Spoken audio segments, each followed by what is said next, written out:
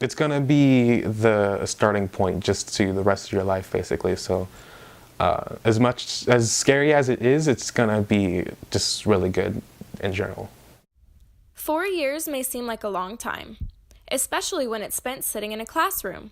However, it was in that time that senior Steph Halsey and Robert Williams were truly able to get the most out of their high school experience.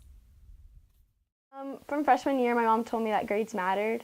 I know a lot of people kind of slacked off freshman year, like, oh, I can bring it up later, but she drilled that day one, so I've always just been focused on grades and doing my best on everything.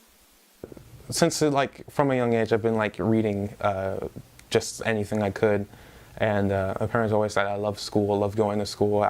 Was one of those kids who say no, I want to go to school, just I want to go out. English was my favorite stuff, so I would go just for that.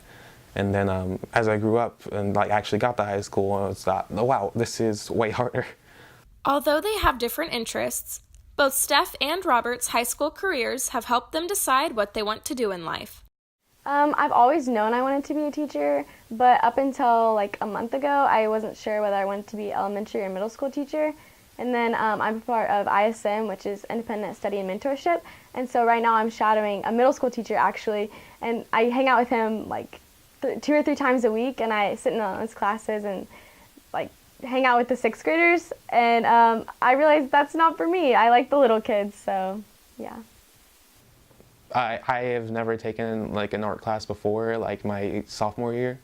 So I had just been winging it and getting advice from my grandpa and all my friends. I basically just tried to self-teach myself, and once I actually got into my first art class, I realized, wow, I'm doing a lot of things wrong. Yeah, and the art classes that really shaped my personality and just how I handle everything when it comes to my art.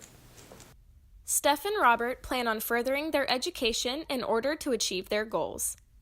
Because I can't just walk in front of a class today and start teaching. There are certain things you need to know, skills you need to have to be an effective teacher and to teach the kids the material that they need to. Not just teach it to them, but teach them in an interesting way where they're going to remember and actually care about what you're saying. Anyone can just get up there and blab, but it takes a good teacher and someone who has the skills that I believe they teach you in college to become an effective teacher.